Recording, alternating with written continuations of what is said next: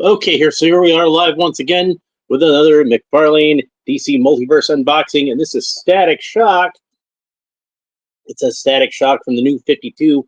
I never read any Static comics from the New 52 because I did not read a whole lot of New 52, just in general. I was not a fan of the reboot overall. So I'm not really familiar with this version of Static and this particular costume design. Though I don't think it's a bad costume design. As far as New 52 costumes go, this is probably one of the better ones I've seen. Excuse me, I still got that nagging cough. You can see the picture on the back does not match the costume that the figure is wearing, and this looks a lot more like the costume that Static wore on the Static Shock animated series.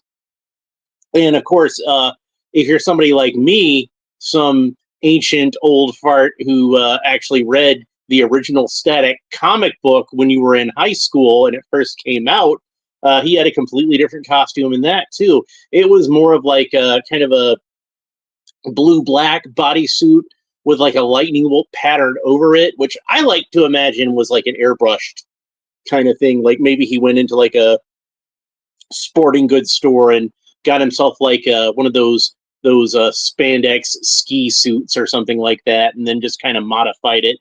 Uh, but on the animated series, they redesigned him somewhat, and made a costume that I kind of feel like was probably easier to do in animation and keep consistent. Plus, when I was reading the Static comics, he usually wore like a big jacket like this, and he'd usually have like a ball cap. Like I remember, at least in the earliest issues, it was a Malcolm X cap because the movie Malcolm X had just come out, and that was like a really popular cap for young people to be wearing at the time. I remember seeing it a lot in my high school in those days. So, but it's a nice piece of artwork on the back. As I mentioned, I read the original Static comic when I was in high school, and I really enjoyed it. I kind of felt like Virgil Hawkins was almost kind of like a 90s version of Peter Parker, and I appreciated that. And in fact, Dwayne McDuffie himself, said that Static was supposed to be their Spider-Man. And it actually originally Static was created to be a Marvel character from when Dwayne McDuffie worked at Marvel. But when he left and struck out to create Milestone, he brought Static with him. And in fact, like of the earliest Milestone comics, Dwayne McDuffie said that Hardware was kind of autobiographical in that it was about his leaving Marvel Comics. So anyway, there was a lot of good comics in the early days of Milestone, all through the run actually. But my favorites were Static and Icon, and coincidentally enough, Mcfarlane is putting out an Icon figure, so I'm looking forward to getting that. They need to make Rocket also, I think, and Hardware actually really really cool one to see, especially considering what I just said about Dwayne McDuffie having a bit more of a personal stake in it. So he does come with accessories. So the first of the accessories we got here is his Static Saucer, and of course the Static Saucer has gone through a lot of different permutations in the comic book. Originally, Static would just kind of ride around on any kind of bit of metal that he would find during his adventures. It could be like say a manhole cover or a trash can or whatever. But I guess eventually he saw the advantage of having a saucer on him at all times. So he had created kind of like a collapsible one that kind of expanded like a Chinese fan. But this one's one from later comic books, and this one was actually designed by Hardware. So we're going to set that aside for the moment. And we got the trading card in here, so let's read the trading card. Before I forget, it's got the same piece of artwork on it that was on the back of the package. And it says, Static Shock, New 52, data file, real name Virgil Hawkins. A typical nerdy student with a passion for science and pop culture, Hawkins' life changed dramatically after he got caught up in a local gang war and doused with an experimental chemical that contained a mutagen agent. This led to him gaining a variety of electromagnetic powers, and as a fan of comic books, Hawkins decided to use his powers to help clean up his community and save the innocent. A fun, humorous individual in his normal life, these aspects of Hawkins' personality shine in his superhero persona, as well as Static is well known for his witty banter and good-heartedness. Again, like a certain, wall-crawling webhead we all know and love. So let's go ahead and get him out of the package. And we got 2 more accessories in here, and they're little lightning bolt effects. Because what would an electrically charged superhero be without some lightning bolt effects? So let's set those aside. It is kind of a funny coincidence. I don't think that this is anything that was planned by anyone, but it's become kind of a trope at this point that people kind of poke fun at, is that there are a lot of black superheroes who have electrical powers. You've got Black Lightning, Black Vulcan, you've got Static here, you've got Storm, who can control all of weather, but of course that includes lightning. You've got even Miles Morales, who is a literal Spider-Man.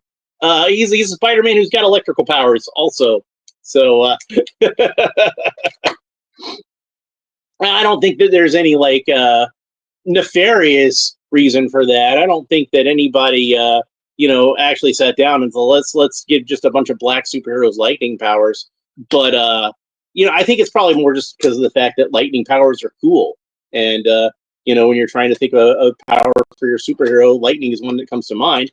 And, of course, black superheroes just weren't commonplace until the 1970s. And, of course, that's when Black Lightning came to prominence, and Black Vulcan and the Superpowers cartoon, Super Friends, sorry. But Black Vulcan, was kind of a knockoff of Black Lightning. That was so they wouldn't have to pay the creator any royalties, which was kind of crappy of Hanna-Barbera to do that, if you ask me. But whatever. I still like Black Vulcan. I still thought he was a pretty cool character. But, it probably was not very cool of them to do that. I know that I'm drawing a blank on his name now. Crap. Tony Isabella. I know that Tony Isabella had that deal. I don't know if Trevor Von Eden had that deal also, but he deserved it. That guy was a good artist. Or he is a good... I think he's still around. Unfortunately, though, creators of the Static comic, Dwayne McDuffie, brilliant talent, we lost him far too soon. And his co-writer, that's the wrong box. His co-writer was Robert L. Washington III, also a very talented man that we lost far too soon.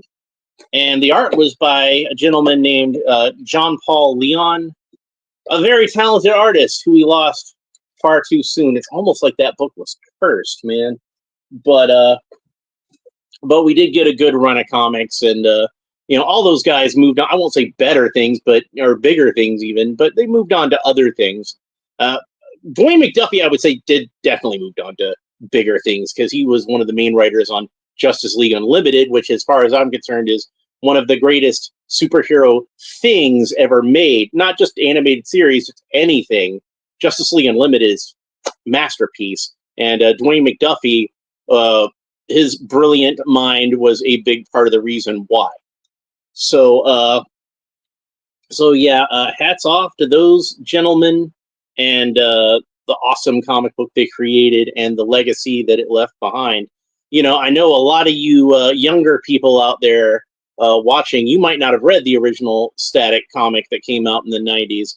But I know you're fans of the animated series. I see people talking about that all the time. So it makes sense that they would go with a costume that looks more like the animated series costume. And in fact, I probably would have gone just straight up with the animated series costume. It's the one they have on the back of the package even. So that's the one that I think is the most iconic, most well-known, most remembered version of Static. If any, even me who actually did read the original comic when I was a young man, and I haven't seen as many episodes of the show as I would have liked, because it came on early in the morning and I was working nights even at that time. But what I seen of it, I did really like. But of course, it's Dwayne McDuffie is still in charge of that, and that was the thing that got him the gig on Justice League Unlimited. So because they were so impressed with how he was handling that show. But anyway, let's go ahead and talk about our figure, and we can see that even though it's not the costume that we know from the animated series, it is kind of along the same lines. He's got like an overcoat over a blue-black bodysuit with kind of a lightning motif to it. And you can see they've given him a bit of a superhero emblem, and that the lightning bolt kind of makes an S shape for Static. One thing that I think would have made this figure a lot better is that we can see the goggles are over his eyes, whereas oftentimes he was drawn with the goggles up on his forehead. I would have liked to have been able to see his eyes, but that's just me. So I don't know how often they would have drawn in the new 52 version, how often they would have drawn him like that, because I haven't read any of the new 52 Static comics, as I pointed out before. So yeah, it's a pretty decent costume. I think it works pretty well, but I think it would have worked better if they had have used that just straight up the animated series costume. That's just me. I think that's probably, if I think about it, probably the best look that they came up with Static.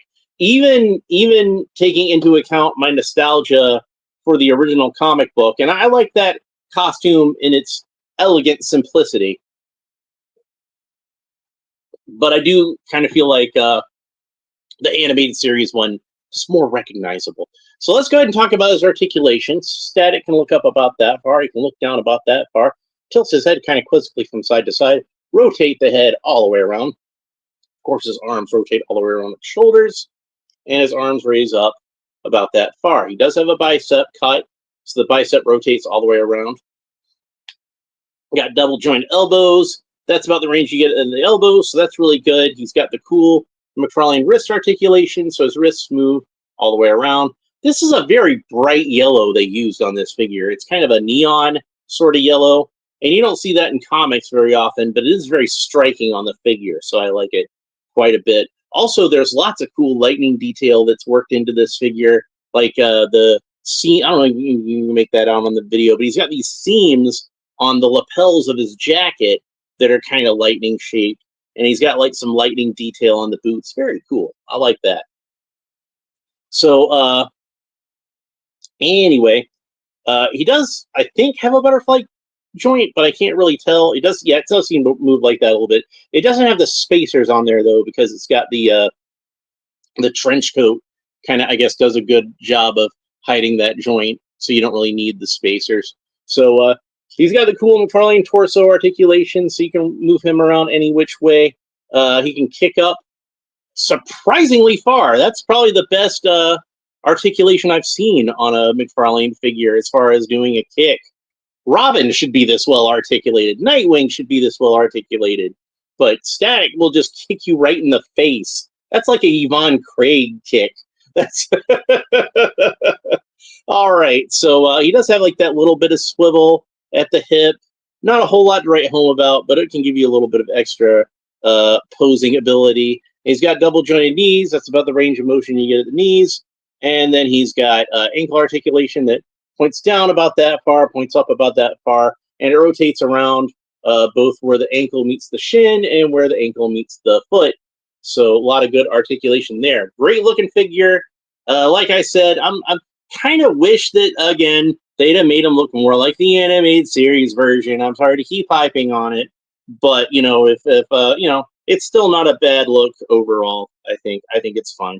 So and who knows if they're ever going to do another Static figure in this line.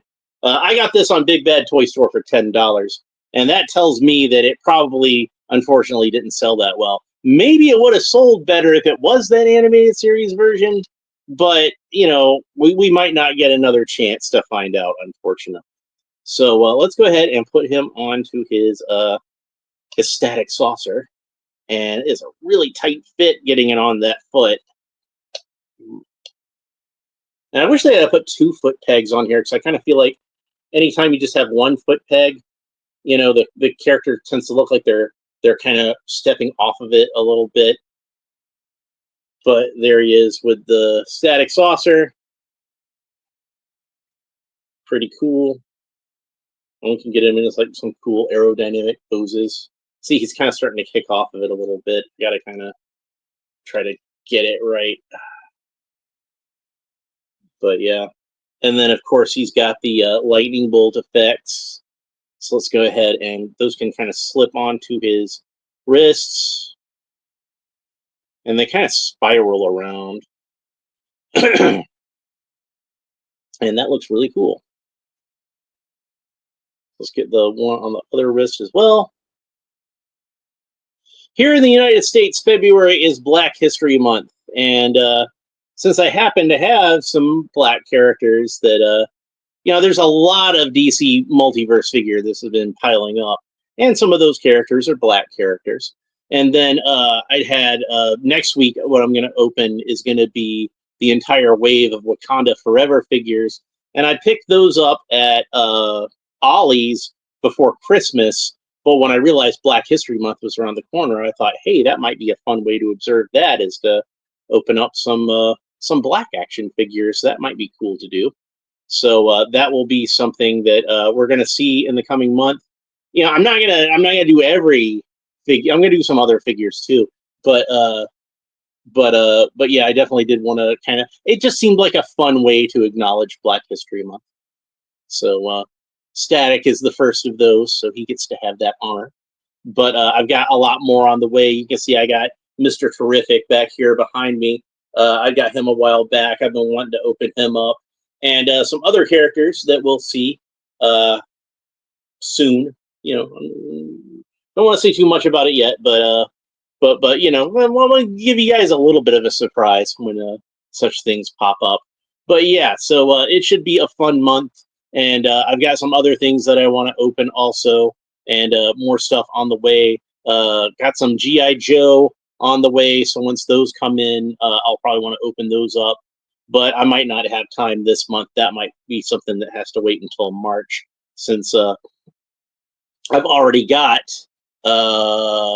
Starduster and Leatherneck, and I'm waiting on Xandar and what's the other one? I actually remembered Xandar this time. Saw Viper, that's what it was. So yeah, I got those coming up, so I'm excited about those. And if you want to make sure that you don't miss any of my upcoming unboxings, make sure that you like and subscribe. All the fun YouTube stuff down below. Leave a comment. Let me know what you think about this figure, this character, both the character in general and this figure specifically. And we will talk to you next time. Bye.